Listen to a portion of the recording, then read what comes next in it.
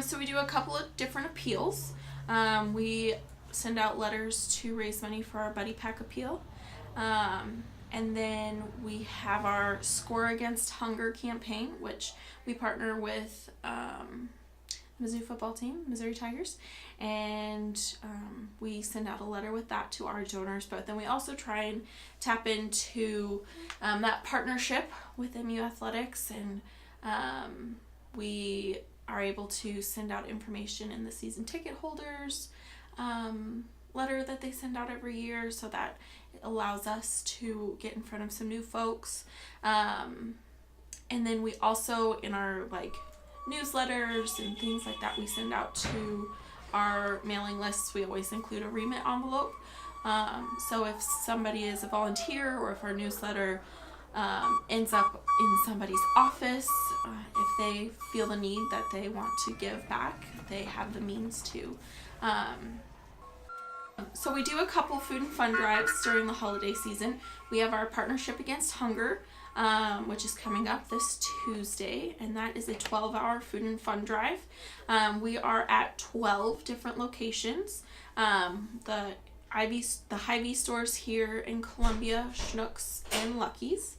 The Walmarts in Jefferson City, Fulton, Hannibal, Kirksville, Boonville, Moberly. I think that's it. We're at those Walmart locations. So we have volunteers that will greet customers at the door.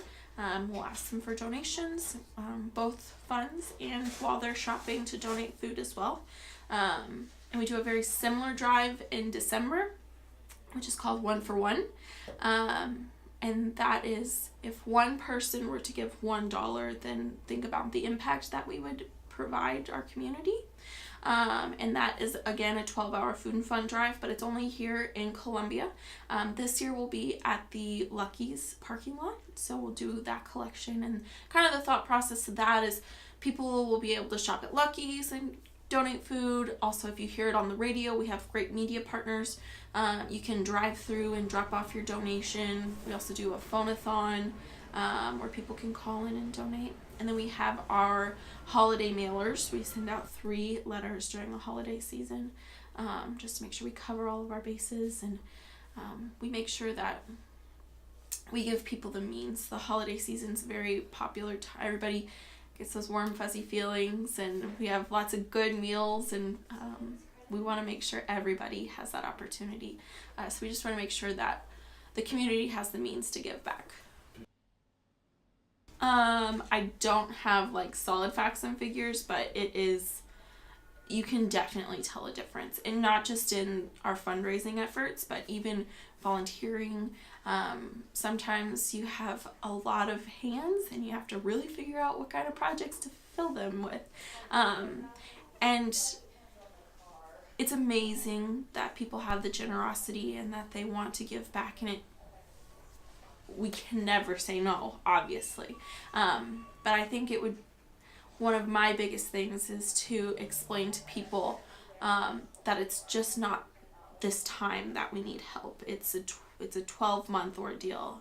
When people are hungry, when the weather gets cold, it just doesn't turn on that people are in need. It's an all year thing. But we do see a huge increase around this time. Yeah, well, just staffing in general, whether that be data processing, those gifts. We have one data entry specialist, and then we have a couple others that are trained just to handle the holiday season influx of gifts. And then, like I said, just planning accordingly for our volunteers to make sure that there's enough projects to accommodate them.